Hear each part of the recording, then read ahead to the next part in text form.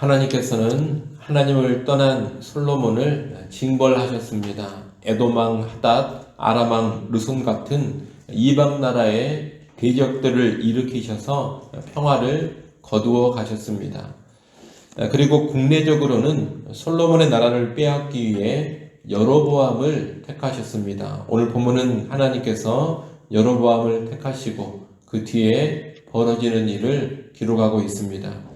이 여로보암은 에브라임 사람으로서 그의 어머니는 수르야라는 과부였습니다. 그는 큰 용사 곧 전쟁에 능한 사람이었습니다. 또한 부지런한 사람, 성실한 사람이었습니다.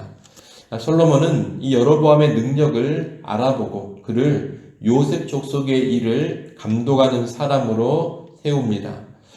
당시는 솔로몬이 성전과 왕궁의 건축을 마치고 다윗 성을 비롯한 다른 건축 사업을 한창 진행하던 때입니다. 이때 요셉 지파의 구역을 관리하고 감독하는 자로 여로보암을 세운 겁니다. 하나님은 이 여로보암에게 선지자인 실로 사람 아히야를 보내십니다. 아히야는 예루살렘 성 밖의 들에서 단 둘의 우연한 만남을 가장합니다. 그리고 자신의 옷을 12조각으로 찢어 10조각을 여로보암에게 가지라 하면서 하나님의 말씀을 전해줍니다.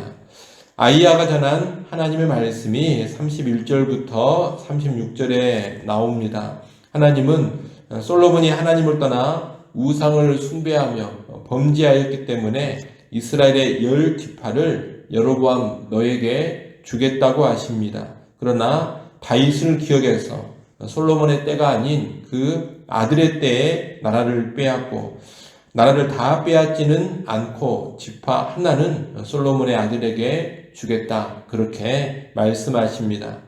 아울러 이 하나님의 말씀에는 약속이 담겨져 있는데 그 약속이 37절부터 39절에 나옵니다. 여로보암이 하나님의 말씀대로 순종하기만 한다면 견고한 집을 세워주시고 하나님이 주신 그 나라를 계속해서 여로보암 집안이 다스리게 해주신다는 겁니다. 한마디로 하나님은 지금 여로보암을 왕으로 삼겠다고 하시는 겁니다. 여로보암이 왕이 되겠다고 나선 것이 아닙니다. 하나님의 택함을 받아서 왕으로 세워지게 된 것입니다.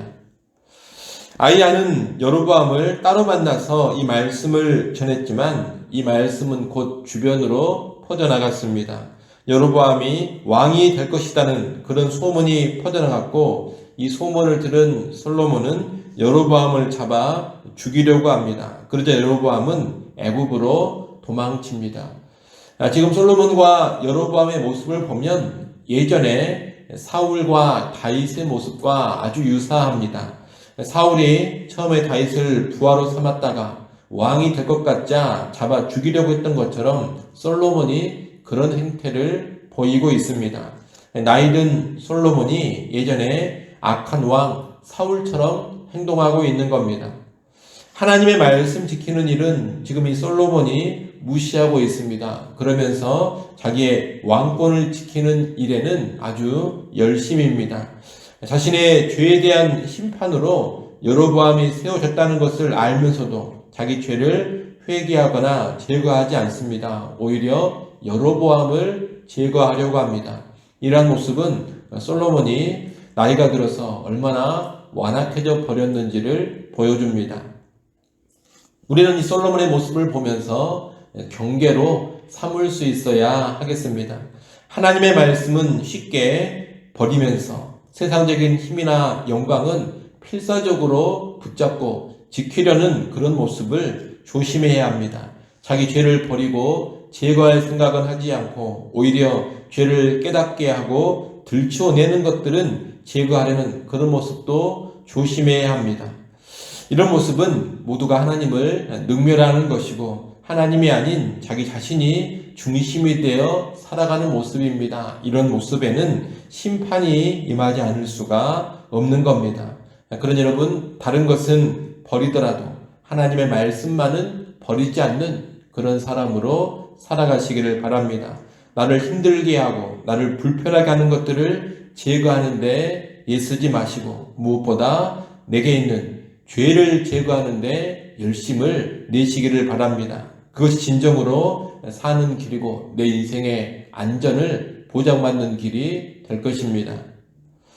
오늘 본문에서 하나 더 볼 것은 하나님께서 아이야를 통해 하신 말씀입니다.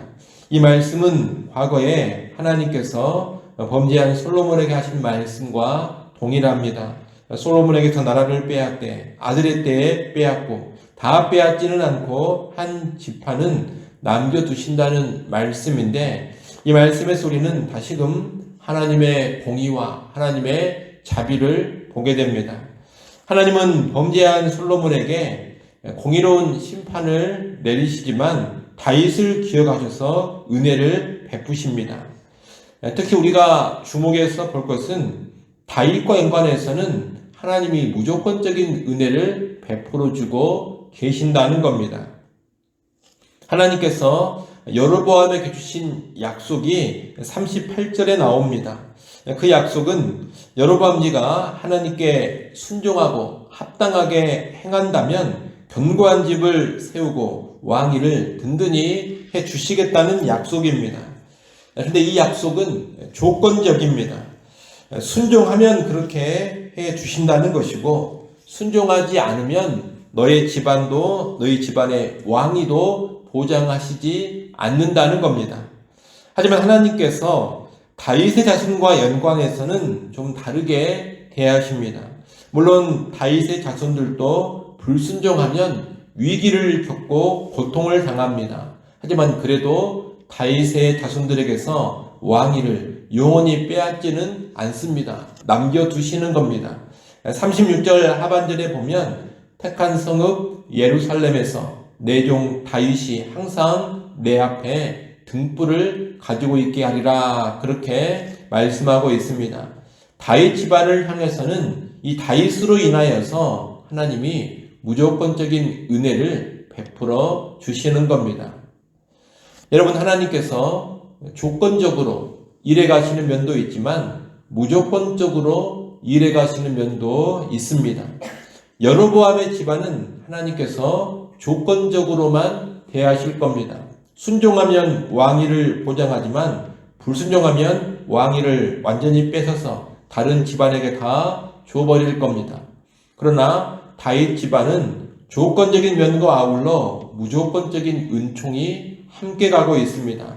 다윗 때문에 주시는 무조건적인 은총이 있는 겁니다. 그래서 범죄에서 벌을 받는다 하더라도 그 집안이 왕권을 완전히 상실해 버리는 일은 없는 겁니다. 이 무조건적인 왕위 보장의 약속으로 인해서 결국 영원한 왕이 되시는 예수님도 다윗 집안의 후손으로 오시는 겁니다. 다윗 집안에 영원한 왕위를 약속하신 그 무조건적인 약속을 이루기 위해서 메시아가 예수님이 다윗 집안에 오신 겁니다. 오늘날 예수 그리스도 안에 있는 사람들에게도 이런 조건적이면서 동시에 무조건적인 은총이 같이 있다는 것을 잘 알아야 합니다. 참된 믿음을 가지고 예수 안에 들어온 사람들이더라도 범죄하고 불순종했을 때 그에 상응하는 대가를 받습니다. 순종하면 복을 받지만 불순종하면 하나님의 징벌을 받습니다. 조건적인 것이 있는 겁니다. 하지만 그런 가운데서도 무조건적으로 보장해 주시는 구원의 은혜가 분명히 있습니다. 그 은혜는 누구로 인한 것이냐? 내 자신으로 인한 것이 아닙니다. 예수님으로 인한 것입니다. 하나님은 나의 행위와 순종의 삶을 보시면서 행한 대로, 뿌린 대로 갚아주시지만 동시에 예수 그리스도, 다윗보다 더 완전한 순종을 하시고 십자가의 대속을 이루어주신 그분으로 인해서 죄사함과 구원만큼은 영원토록 보장해 주시는 겁니다. 우리는 이것을 잘 알고 신앙생활을 해가야 하겠습니다. 예수를 믿으면 무조건적인 은혜를 주신다, 이것을 오해해서 내가 불순종하고 죄를 지어도 아무 일도 일어나지 않는다, 이런 생각을 하면 안 됩니다. 하나님은 조건적으로 행위에 따라 갚으시고 처리해 가십니다. 불순종하고 범죄하면 하나님의 징벌을 받게 될 겁니다. 하지만 참된 믿음으로 예수 안에 있는 사람들은 영원한 구원이 또 확실하게 보장되고 있습니다. 비록 실패하고 범죄하는 모습이 있다 하더라도 그것 때문에 구원에서 끊어지지는 않는다는 겁니다. 무조건적인 구원의 은총이 참된 믿음의 소유자들에게 있는 겁니다. 구원의 확신은 바로 예수님으로 인해 주어지는 이 무조건적인 은총에 기인하고 있는 겁니다. 따라서 우리는 나의 실패와 나의 연약함과 나의 불순종이 구원 자체를 빼앗지는 못하지만 동시에 나의 행위가 가져오는 복과 징벌의 결과가 있다는 것을 잘 알고서 신앙생활을 해야겠습니다. 든든한 구원의 확신을 가지고 있는 가운데 우리 삶의 행실을 조심하는 것, 여러분 이것이 건강한 신앙생활이고 바람직한 신앙생활입니다. 우리는 그런 건강하고 바람직한 신앙생활로 나아갈 수 있기를 간절히 소원합니다. 기도하겠습니다. 하나님 아버지, 오늘 우리가 이 땅을 살아갈 때 하나님 말씀을 철저히 붙잡고 지키는 삶 살아가게 하시고 우리 안에 있는 죄악을 제거하는 삶을 살아가게 하여 주옵소서. 말씀을 쉽게 내팽개치면서 세상적인 것들은 어떻게든 붙들고 살고자 하는 어리석음을 버리게 하시고 죄는 제거하지 않으면서 내 삶을 불편하게 하고 내 삶을 귀찮게 하는 것들은 신속하게 제거하고자 하는 그런 어리석음을 버리게 하여 주옵소서. 하나님 앞에 바른 삶으로 설 수 있기를 간절히 바라고 소원합니다. 또 아버지 하나님, 예수 믿는 우리 모든 성도들이 영원한 구원의 확신을 든든히 갖게 하시고 그런 구원의 확신 가운데서도 우리 삶에 따른 복과 징벌이 있다는 것을 잘 깨닫고 늘 깨어있는 삶 살게 하시고 우리의 생각과 말과 행실을 조심하게 하여 주옵소서. 이 땅 살아갈 때 늘 순종하는 삶으로 나아가서 불필요한 고통과 불필요한 징벌을 받지 않게 하여 주옵소서.